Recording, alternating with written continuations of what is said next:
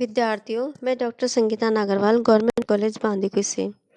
पिछले वीडियो में हम चर्चा कर रहे थे प्रथम कांसल के रूप में नेपोलियन के सुधारों की, और हमने चर्चा करी थी नेपोलियन के आर्थिक क्षेत्र में सुधारों की, प्रशासनिक क्षेत्र में सुधारों की, शिक्षा के क्षेत्र में सुधारों की। उसके बाद हम चर्चा कर रहे थे नेपोलियन कोड की या उसकी संहिता की। तो उसमें हम काफ़ी कुछ बता चुके थे। उसी क्रम को जारी रखते हुए अब मैं ये बताना चाहूँगी कि नेपोलियन कोड में क्रांति की उपलब्धियों को सुरक्षित रखने का प्रयास किया गया। क्रांति के मूलभूत सिद्धांतों में से एक कानून की नज़र में सभी नागरिकों का समान होना को बरकरार रखा गया। कोड ने सारे देश के लिए एक समान कानून, धार्मिक स्वतंत्रता तथा धर्मनिरपेक्ष राज्य की स्थापना की। बाद वाले कुछ संहिता जैसे कि 1806 ईस्वी में लागू किया गया कोड ऑफ सिविल प्रोसीजर क्रांति पूर्व फ्रांस के कानूनों से बहुत मिलते जुलते थे। 1810 ईस्वी में संग्रहित कोड ऑफ क्रिमिनल प्रोसीजर तथा पेनल कोड नेपोलियन की बढ़ती हुई अधिनायकवादी प्रवृत्ति को परिलक्षित करते थे।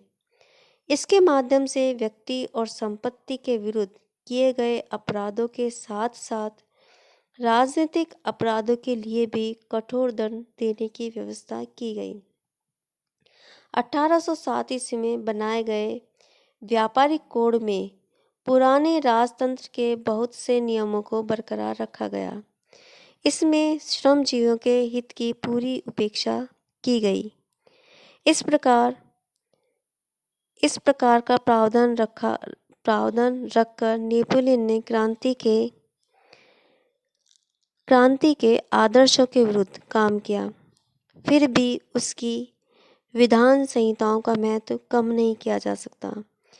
यह नेपोलियन की एक स्थायी कीर्ति है। यह आज भी फ्रांस की कानूनी पद्धति का मुख्य आधार है। यूरोप के कई अन्य देशों में यह कोड लागू है।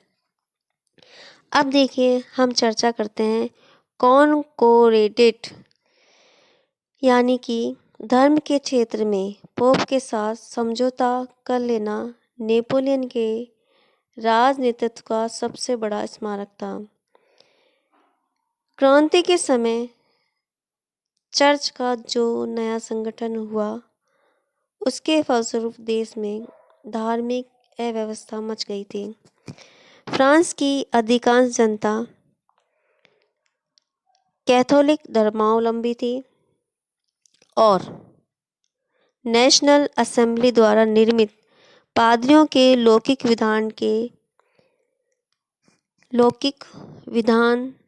के पूर्णतः विरुद्ध थी। इसके कारण जनता का एक बड़ा भाग असंतुष्ट था। पोप भी इसको लेकर बहुत नाराज था और शपथ न लेने वाले पादरी विदेशों में क्रांति विरोधी प्रचार कर रहे थे। धर्म विग्रह का वह तीखा तत्व था जिसने राष्ट्र को अपने आप में विभाजित कर रखा था। फ्रांस के बहुसंख्यक लोग अपनी पुरानी मान्यताओं की सीमा में लौट आना चाहते थे। नेपोलियन ने भी यह अनुभव किया कि पोप के साथ धर्म के प्रश्न पर समझौता कर लेने से वर्तमान धार्मिक और सामाजिक कटुता तो दूर होगी ही, आंतरिक रूप से फ्रांस को भी मजबूत बनाया जा सकेगा। अतः धार्मिक कलह को समाप्त करने के उद्देश्य से उसने पोप के साथ वार्ताएं प्रारंभ की और सभी कठिनाइयों को पार करते हुए उसके साथ एक समझौता करने में नेपोलियन सफल हुआ। यह थी 1801 ईस्वी की कॉनकोर्डेट संधि। यानी कॉनकोर्डेट का मतलब है पोप के साथ नेपोलियन द्वारा की गई संधि। इस समझौते के अनुसार पोप ने क्रांतिकारियों द्वारा फ्रांसीसी चर्चों की जब्त की हुई भूमि से अपना अधिकार त्यागना स्वीकार कर लिया और इसके बदले नेपोलियन ने कैथोलिक धर्म को राजधर्म घोषित कर दिया। किंतु पोप को प्राचीन अधिकार पूर्ण रूप से वापस नहीं मिल सके। यह तय हुआ कि पादरियों की नियुक्ति के लिए सरकार नामों का चयन कर पोप के पास भेज देगी और पोप उनको स्वीकार कर लेगा।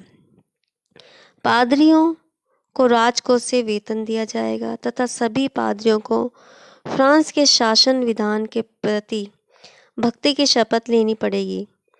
क्रांति के समय बंदी बनाए गए सभी पादरियों को मुक्त कर दिया गया और यथासंभव जब्त की हुई संपत्ति के कुछ भाग को चर्च को लौटाने का वचन दिया गया। निर्वासित पादरी जो क्रांति के समय फ्रांस छोड़कर भाग गए थे, उन्हें स्वदेश लौटने की अनुमति मिल गई। प्रत्येक व्यक्ति को धार्मिक स्वतंत्रता प्रदान की गई। क्रांतिकारी पंचांग को स्थगित कर दिया गया तथा प्राचीन अवकाश के दिवस पुनः प्रचलित हो गए। नेपोलियन, ये थी नेपोलियन की धार्मिक नीति। नेपोलियन की इस धार्मिक नीति से फ्रांस की जनता बहुत हद तक संतुष्ट हो गई। जो पादरी क्रांति के विरोधी थे, वे अब नेपोलियन के समर्थक बन गए। इस प्रकार नेपोलियन ने अपनी दूरदर्शिता से धर्म में राजनीति का प्रयोग इस प्रकार नेपोलियन ने अपनी दूरदर्शिता से धर्म का राजनीतिक प्रयोग किया। वह कहा करता था कि धर्म पर राज्य का नियंत्रण होना चाहिए और पोप के साथ समझौता करके उसने धर्म पर राज्य का नियंत्रण कायम कर दिया। यद्यपि चर्च पर पोप का नाम मात्र का अधिकार कायम रहा, तथापि वास्तव में उस पर राज्य का ही नियंत्रण स्थापित हो गया। अब चर्च राज्य की एक अधीनस्थ संस्था बन गई।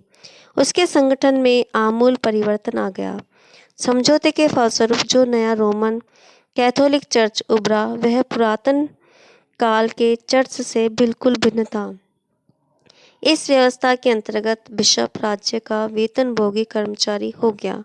वह न तो कोई बड़ी धार्मिक सभा बुला सकता था और न बिना सरकारी आज्ञा के पोप से सीधा संपर्क कायम कर सकता था। पादरियों को धार्मिक कार्यों के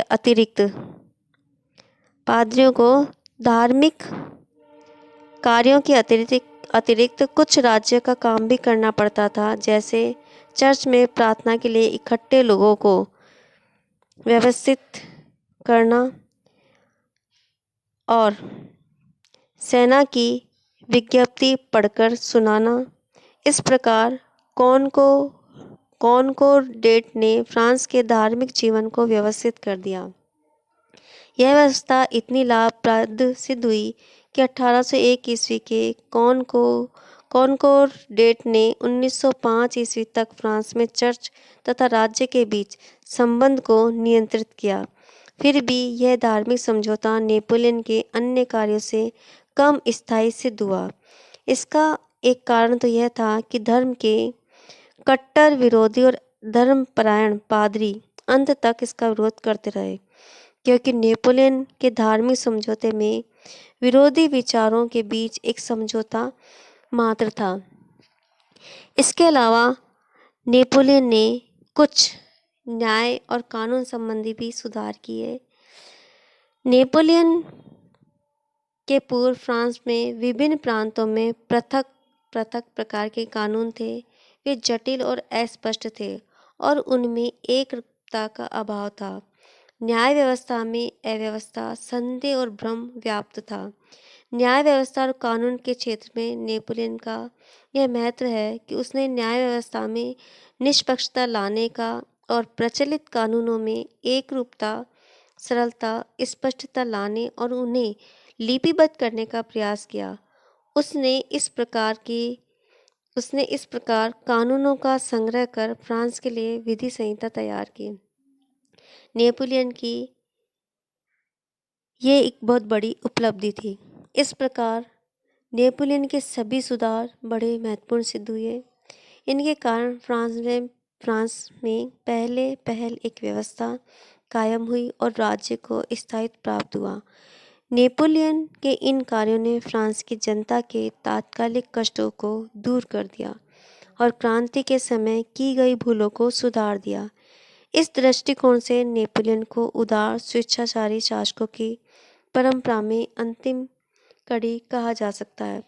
तो ये थे नेपोलियन के एक कांसल के रूप में कार्य।